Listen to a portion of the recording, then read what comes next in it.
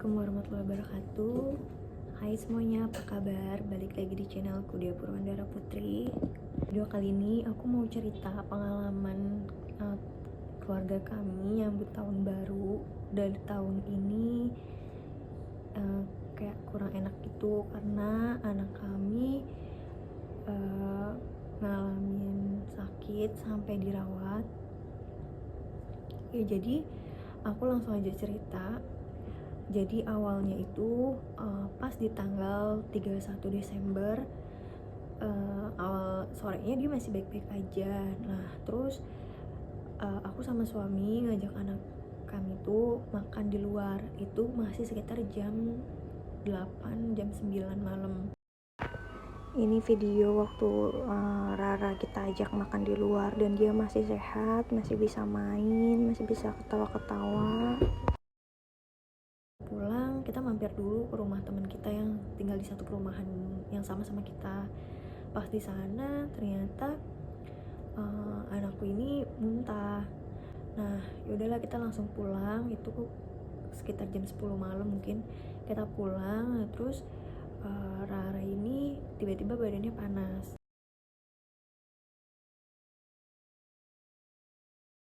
Nah dari situ panasnya terus tambah tinggi. Nah keadaan waktu awal itu aku nggak punya termometer. Nah karena kita takut kan dia tiba-tiba langsung lemas, panasnya langsung tinggi. Nah di tanggal 1 Januarinya kita langsung bawa anak kita itu ke rumah sakit. Pertama itu di rumah sakit di daerah Sangiang sana, Sari Asih Sangiang kalau nggak salah. Nah di sana itu dokternya nggak ada dokter yang standby karena lagi libur tahun baru. Begitu juga di Hermina Tangerang.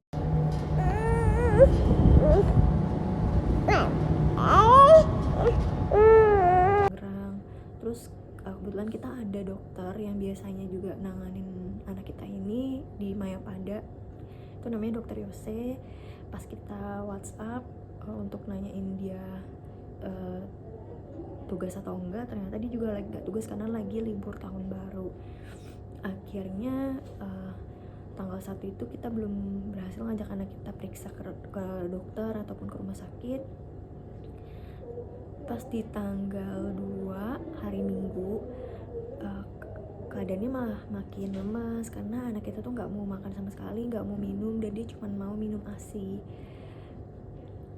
Dan beberapa kali juga kalau masuk makanan itu dia muntah. Nah dari situ kita direkomendasiin sama tetangga di rumah.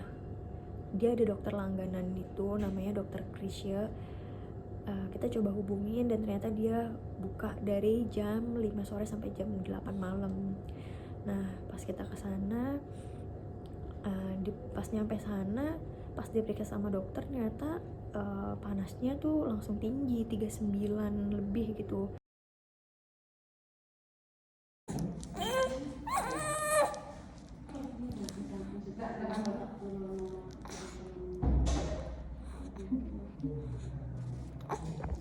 Nah dari situ dokter nyaranin langsung dikasih pertolongan pertamanya itu langsung dikasih Sanmol, itu obat penurun panas gitu. Terus dia langsung rekomendasiin untuk kalau sampai besok sore Rara tuh masih panas, kita disuruh langsung cek darah. Nah kebetulan waktu itu hari Senin, aku tetap berangkat kerja. Terus Rara tuh masih nggak mau makan, nggak mau minum, jadi nggak ada makanan yang masuk sama sekali. Terus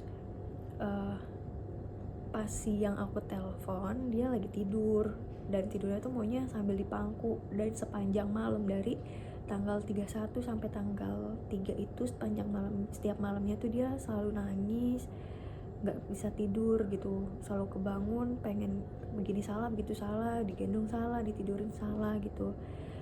Maunya nyusu terus. Udah kayak gitu pas tanggal 3 sore aku diinfoin sama ibu mertuaku di rumah, katanya pas aku sampai Rara udah lemes banget. Terus ibu mertuaku udah ketakutan karena Rara itu katanya bibirnya biru. Sebelum mungkin mungkin pas panasnya lagi tinggi-tingginya itu karena juga nggak ada makanan yang masuk gitu kan. Bibirnya biru, terus kelopak matanya merah, pipinya juga pada merah. Terus langsung dari situ aku nggak sempat bersih dulu, langsung kita ajak ke rumah sakit. Nah sebelumnya memang aku udah info suami aku tuh untuk bawa Rara langsung pas siang itu ke rumah sakit, cuman kata suamiku Rara udah turun panasnya, udah 36 derajat. Akhirnya dia nggak jadi bawa Rara ke rumah sakit buat dites darah.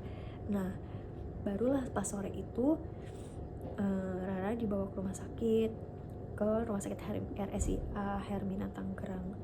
Nah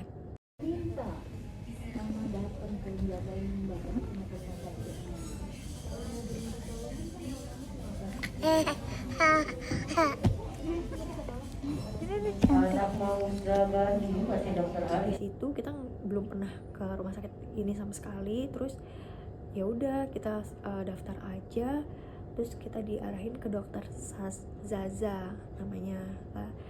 Pas setelah diperiksa di situ Rara udah mulai aktif, udah nggak terlalu panas karena sebelum berangkat udah dikasih sunmol juga, terus udah ASI juga kan, dia udah minum susu juga, jadi udah ada nutrisi atau udah ada makanan gitu lah ya, atau minuman yang masuk ke badannya.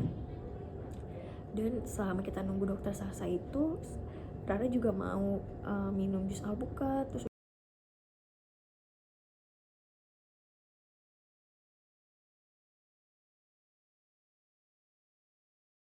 udah mau makan biskuit juga.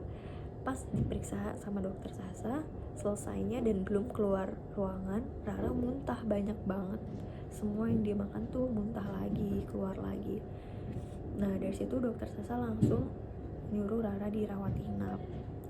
Nah itu di tanggal 3 malam, dan sebelumnya pasti harus swab dulu ya.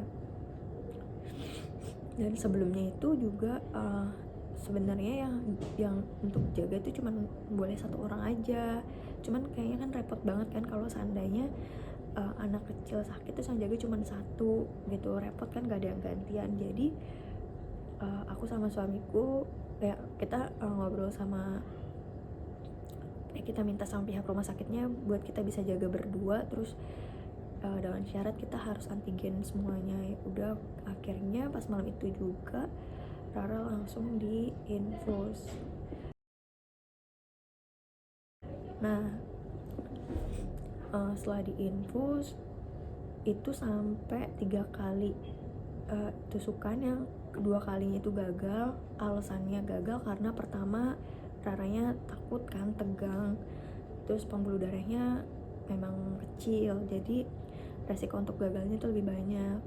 Nah pas yang keduanya bisa, tapi darahnya Rara tuh kental banget karena nggak ada cairan atau nggak ada nutrisi yang masuk, jadi darahnya tuh menggumpal gitu, kental. Nggak, jadi dari pihak perawatnya juga nggak bisa ngambil darahnya, nggak bisa buat masukin infusan. Akhirnya dicoba lagi yang ketiga, itu baru berhasil. Sebelum yang pas setelah kedua itu Rara disuruh minum susu dulu yang banyak gitu kan, selama berapa menit, sekitar 15 menitan baru Rara dicoba lagi infus, baru bisa berhasil. Nah dari situ langsung kita diajak diantar ke kamar rawat inap. Nah ini kamarnya, room tour kamarnya Rara ya. Lanjut di hari tanggal 4 hari Selasa itu baru ketahuan hasil tes darahnya Rara. Infonya katanya karena ada virus jadi trombositnya Rara turun. Nah di situ Rara masih lemas, dia batuk pilek. Gejalanya itu ya, aku belum sebutin gejalanya. Jadi gejalanya Rara itu